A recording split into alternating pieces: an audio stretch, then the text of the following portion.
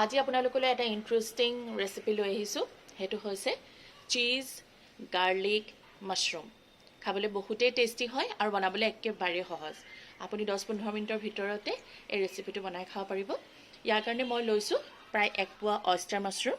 মই ধুই ভালকৈ চাফা কৰি লৈছোঁ নহৰু, butter, mozzarella cheese, oregano, chilli flakes, 1 cup গাখীৰ লৈছোঁ আৰু নিমখ।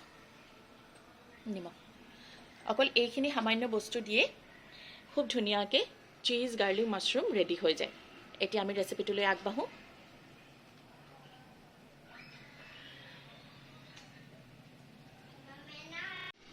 মাছৰুমখিনি খুব চাফাকৈ মই ধুই থৈছোঁ, ইয়াত কোনো লেতেৰা নাই।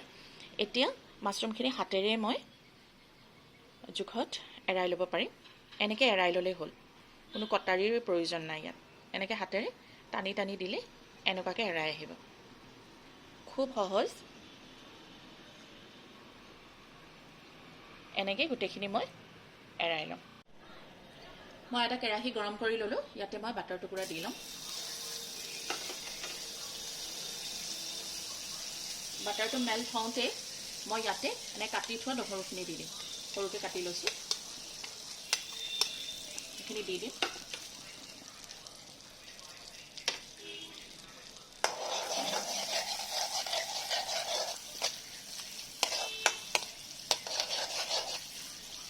বাটাৰো গলিব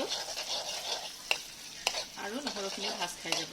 কিন্তু আপোনালোকে জুইটো ল' ফ্লেমত ৰাখিব, নহ'লে বাটাৰটো পুৰি গ'লে টেষ্টটো খুব বেয়া হয় খাবলৈ।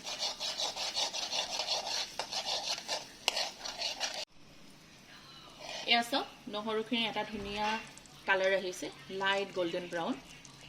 নহৰুখিনি ভাজা হৈ গ'ল। ইয়াতকৈ আৰু বেছি নাভাজোঁ।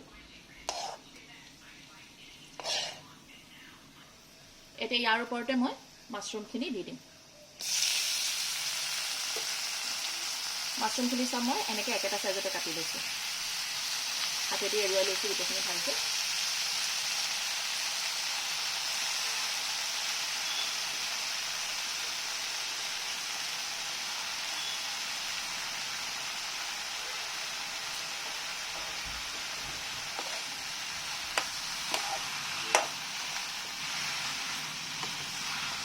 মই মিক্স কৰি ল'লোঁ ভালকৈ। আৰু এতিয়া ইয়াৰ ওপৰতে মই জোখৰ নিমখ দি লওঁ।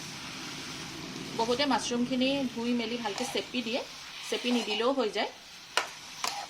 যিহেতু ইয়াত পানীখিনি ওলায়েই যাব, সেইকাৰণে নেচেপিলেও হৈ যায়। গতিকে ইয়াৰ ওপৰত মই জোখৰ নিমখ দি লওঁ। প্ৰায় আধা চামুচ নিমখ দিছোঁ। এতিয়া জুইটো মই পূৰা হাই ফ্লেম কৰি দিম।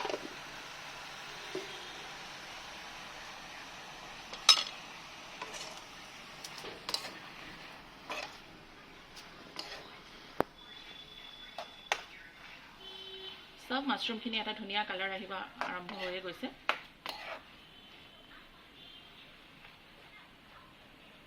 আৰু এই নহৰুবোৰো দেখিছে একদম পুৰা ক্ৰিস্পি হৈ গ'ল। ধুনীয়া এটা কালাৰো আহিছে আৰু ক্ৰিস্পিও হৈ গৈছে। এতিয়া ইয়াৰ ওপৰত মই এখন ঢাকন লগাই দিম।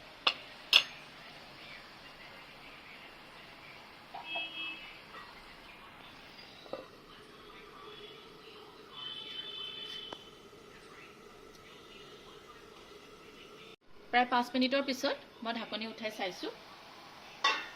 ইয়াত যিমানখিনি পানী আছিলে এইখিনি ওলাই, এইখিনি শুকাই গ'ল, সিজিও গ'ল। এয়া চাওক, মাছৰুমখিনি খুব ধুনীয়াকৈ সিজি গ'ল।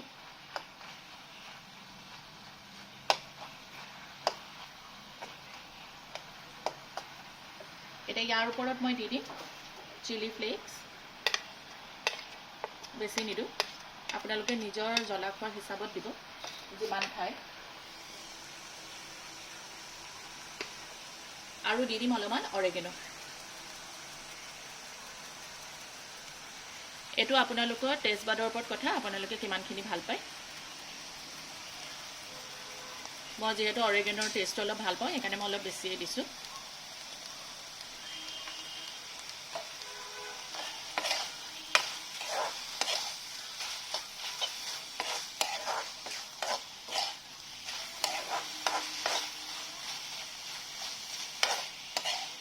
মাছৰুমখিনি প্ৰায় ভাজা ভাজা হৈ গ'ল।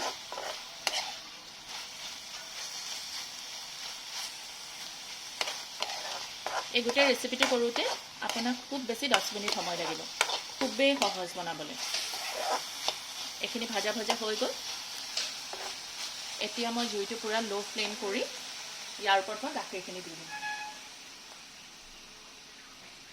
মই ঠাণ্ডা গাখীৰে দিছোঁ, আপোনালোকে ইচ্ছা কৰিলে কুহুমীয়া গাখীৰ দিব পাৰে, কিন্তু গৰম গাখীৰ নিদিব।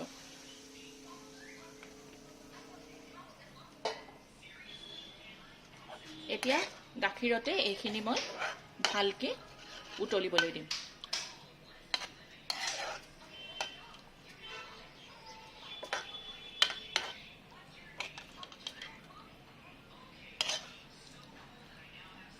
চাওক কি ধুনীয়া এটা ৰং আহিছে।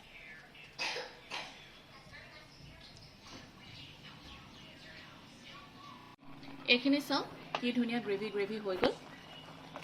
এয়া চাওক খুব ধুনীয়া হৈছে, ভালকৈ সিজিও গ'ল। এতিয়া ইয়াৰ ওপৰত মই মজৰেলা চিজখিনি দি দিম আৰু গেছটো অফ কৰি দিম।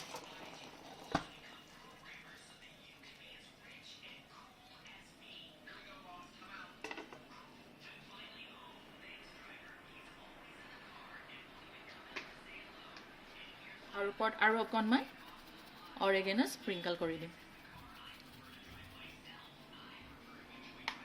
এতিয়া মই এইখিনি লৰাই নিদিওঁ, ঢাকন মাৰি থৈ দিম। এয়া চাওক চিজি গাৰ্লিক মাছৰুম ৰেডি হৈ গ'ল। আপোনালোকে ব্ৰেডৰ লগত, ফ্ৰাইড ৰাইচৰ লগত বা নানৰ লগত খাব পাৰিব। খুবেই টেষ্টি হয় খাবলৈ, বনাবলৈ একেবাৰেই সহজ। এনেকুৱা নতুন নতুন ৰেচিপি লৈ পুনৰ আপোনালোকৰ ওচৰলৈ আহিম। আজিলৈ আহিছোঁ, ধন্যবাদ।